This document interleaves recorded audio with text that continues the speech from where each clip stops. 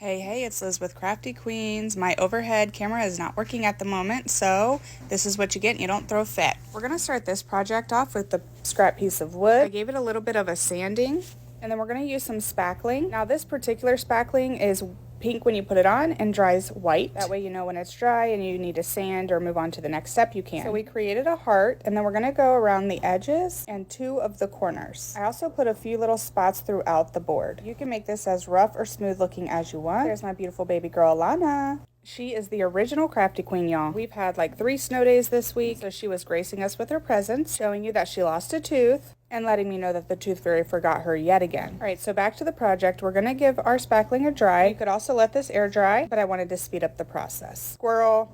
These are the watercolor pencils Alana got me for Christmas. They are amazing. Okay, so then we're going to give our dried spackling 2 coats of brown paint. Make sure you use a soft brush. I find that spackling flakes off if you touch it too hard. So using a soft brush allows me to get in all those nooks and crannies. It also makes it to where it doesn't keep flaking off and I have to keep repainting. We're going to dry both coats of our brown paint in between. I'm using some teal paint and some water, sporadically placing that throughout the project. And I gave that a good dry. Then it was time to add some copper. I find using a sponge makes this really easy. Okay, wardrobe change. This was done in 2 parts. So moving on like nothing happened. We're going to touch up any parts that look white. That's just dry spackling. And I'm doing that with some brown paint and a very soft brush. Now the very back of this project will be painted solid brown. But since I did put spackling on the sides of this project as well, and it could be hanging or leaning, everything I'm doing to the front, I'm doing to the sides. Then we'll give that a good dry, and then we're going to go in with some teal paint and water. If you want a more condensed look, you're going to use the soft side of the sponge, and when you want more sporadic, you're going to use the scratchy side of the sponge. And like I said, don't forget your sides.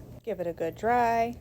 Now I have 2 different copper colors, so it just kind of adds another dimension, but I'm using those. And again, just alternating through each side of the sponge until I get the results that I like. Now, of course, these are my colors and my style. You can make this as pretty or as rusty crusty as you like. I think a grungy one with some cinnamon and coffee would be amazing as well, or you could go with a more shabby chic, prettier look. So after the copper, I do mix some black paint with some water. I'm going to use a black wax, but the only black wax I have is pretty stiff. It's not runny like the Waverly wax, and I didn't want to flake off any more spackling and have to repaint it. But the black paint and water worked like a charm. It's giving us a little shadow and depth around certain areas. And then I used a scratchy side of a sponge and added a few spots of black that way as well. I don't like my projects to look planned or placed or perfect, and this one definitely does not. This is one of those ideas that turned out way better than I had it in my head, and I am so grateful. I hope y'all enjoyed this project, and if you try something like it, I hope you'll share it with me. Have a great day, and we'll see you next time. Bye!